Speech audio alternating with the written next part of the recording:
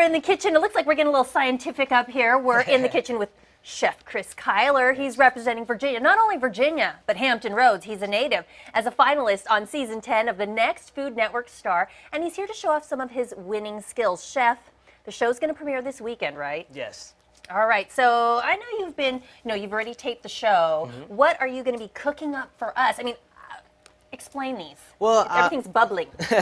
Well, my POV, first of all, thank you for having me on the show.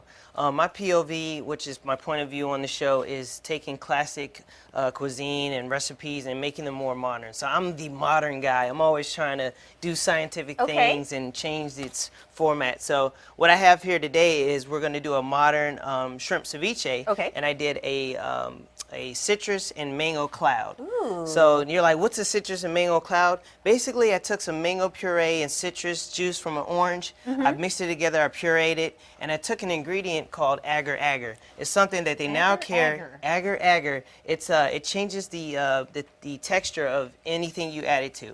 So you can find this now in like Wegmans and stuff like that. They carry it in the vitamin area. So okay, so we're gonna get to that. Okay. We're gonna get cooking. You're gonna tell us a little bit more about what's going on in just a moment. All right, thank you.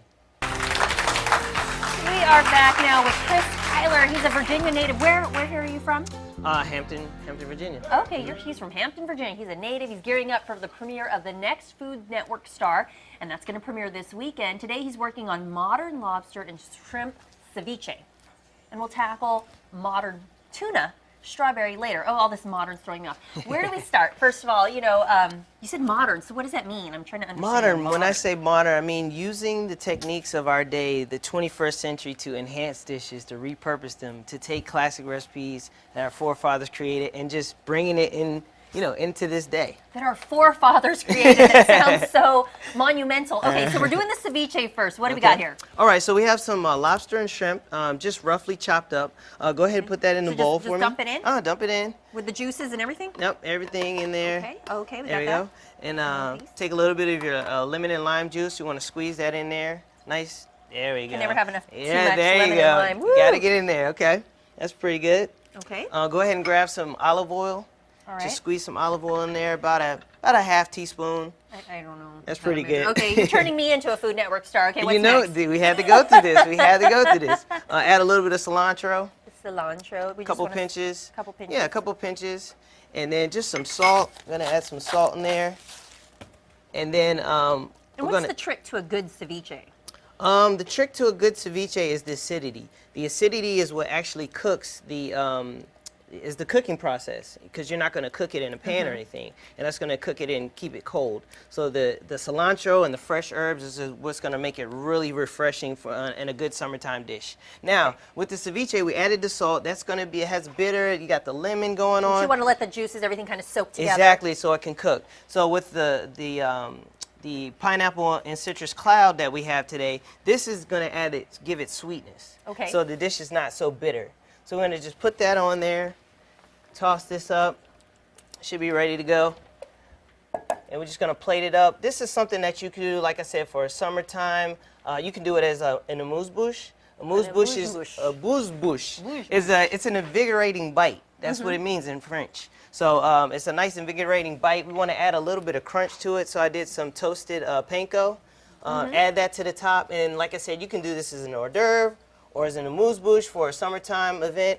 It's going to go over really well with your guests. So how did you get your start with cooking? You have a catering company? Yes, I have a catering company. I started cooking at the age of 12. My mom sat me up on the counter and, taught me how to make gravy and different things like that. I went to home economics, and I was just really intrigued by cooking. So I joined the military, where I came to Norfolk. I started cooking for the enlisted, started going to cook for the officers, and they wanted Were you cooking stuff like this? Well, not then. I hadn't gotten that good yet. And then I started cooking for the captain of the ship. And there, I got to cook for Bruce Willis and President Bush Sr. Very and cool. Aerosmith, members from that band. So I really got to get the niche for catering in this area. Okay. That's kind of where it started for me. And now you're taking it to television. So, it's one thing to be a great chef. Yes. But to be a great chef and do it on TV. Yes. What made you think that this was going to be the route you wanted to try out? Well, everyone has told me since I was young that I was kind of the class clown. Everyone said I had a great personality. I need my own show. And, I kind of took it with like a grain of salt. But I tried out for Hell's Kitchen last year, and I made it all the way to the finals, but I didn't get the final call. So I was all bummed out, and 2 weeks later, Food Network called me, said, hey, we have this show, Cutthroat Kitchen, would you like to be on it? Next time. Yes, and I tried out, and I actually came out the victor. Wow. So that let me know that, hey, I got some talent in this. And so I wanted to take it further, use my entertainment ability, my cooking ability, so I tried out for Food Network Star. And I put on the performance of my life. And I'm serious in the casting, and and there you are. I'm here. So is this like a sample of the type of food? Because you do everything with a modern twist. Yeah, so I kind of want to bring into the home, because people, they have classic dishes like meatloaf, and I want to show them how to, do certain tips and tricks to make it more modern, make it beautiful for events that they have at their home, for their family. Just think of it a nice spin, and beautiful. And it looks so pretty. Yeah, exactly. All right, I'm so all we're about gonna, presentation. And later on, we're going to make something else. We're going to do was it tuna strawberry? Modern. Yes, Modern. Modern. Modern's the keyword. All right, Chef, we'll be back with you in just a bit. All right. Hey, we are back in the kitchen with Chef Chris Kyler. He's a Virginia native gearing up for the premiere of the next Food Network star this weekend. And today he's already made some modern lobster and shrimp ceviche. And now we are tackling modern tuna strawberry. Where are we going to start? This stuff looks so pretty. Yeah, so my modern tuna is kind of like a take on tuna tartare, so that's where I'm going with this. We still, remember we did our agar in our puree to make our jelly. So what you want to do is, I took some ahi tuna and I marinated it in some soy sauce, some sesame seeds and everything. And how long do you want to marinate and let that sit? Probably about 30 minutes. Okay. You want to get your pan nice and hot, add some olive oil, and just go ahead and you want to sear it on all sides, just to get the color on all sides. And once you do that, oh, it's popping. I'm sorry, not too much. It's okay. Because you want that beautiful pink color in the inside, so a nice mid-rare, not too long. So once you do that, you're going to let that finish off. So that's real quick. You just let it. Yeah, it doesn't take long at all. And then we're going to go ahead and slice a few pieces.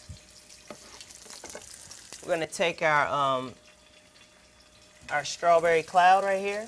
I love that, the cloud. It just sits nicely on the cloud. The cloud, then we want to take our ahi tuna and just place it around there. It's all about presentation. To me, whatever you do in the kitchen, it should be nice. It should be beautiful, because you eat with your eyes first. So what was tougher for you, actually, learning your recipes and your style of cooking, or getting the presentation right? Actually, yes. When I first started, I always had the flavor part down. I learned that. I think you need to learn that as a chef first before you start tackling presentation. But then I noticed, to take it to a new level, I wanted to learn more about presentation and, molecular gastronomy and how to make my food jump out at you so you want to eat it. Because, look at how cute and compact these dishes are. Now, when you're competing on the Food Network, how important is the presentation part? Presentation is very important, but when you have, we have like 60 minutes to cook. All that stuff goes out of the window. You have to get the food out on time. You have to present, so it's a lot that you have to take in. There's a lot of pressure. Exactly. And how do you handle the pressure? I just buckle down and focus. Say, Chris, you got to do this. We can get through this. Work. And sometimes I may have to omit a step. If I'm doing this and I see I only have a few minutes left, forget the greens, might go straight in and just add something else. You have to think quick on your feet on this show. Now, with all the judges on the show, who did you have the toughest time with, or who was the most intimidating for you? I would definitely say Alton Brown. He is, he's like, what are you doing? What is that? Why did you do that? What were you thinking about? And he knows science. Okay. So he just breaks me down. He's really tough. Bobby is also, I look up to Bobby. He's an Iron Chef. I want to be an Iron Chef one day. And, Bobby Flay is really tough, but he knows, he appreciates the chef, inside of us. Because some of us are food bloggers and stuff, but he appreciates the chef in us. Oh, my goodness. Yeah. So what can people expect to see from you? I'm sure that the Virginians are going to be behind you. Virginia's got your back on this show, but what can they expect from you if they tune in? They can expect, entertainment, learning, teaching modern cuisine, teaching my skill, my talent, my passion, and trying to bring that forth through on the camera. And definitely having a great time. On this show, I let it all hang out. You let it all hang out. Yes. And again, you do some catering? Yes, I have my own catering company in Northern Virginia. It's been 8 years. Will you bring it down here too? Of course. See, I have a mobile kitchen, so we, Oh, nice. we take mobile kitchens. We do all type of events, banquets, weddings, grand openings. We pull the kitchen up right on site and cook the food hot and fresh. Now, if you are the winner, what kind of show would you have? I don't know. I'm thinking of something maybe like Modern Cuisine Revealed. You're where just all about this modern twist, huh? it's a revolution. Okay, Chris Kyler, revolutionizing food. But again, what kind Either of that, restaurant? either that, or some type of late night show where I'm cooking and kind of like a Jimmy Fallon type of deal or something like that. I don't know. We'll have to see. And you talk about you have a mobile kitchen for your catering, but you also got to travel on the show. Yes, we got to travel. We went to LA, all over New York. Well, we have to finish the finale in New York, Okay.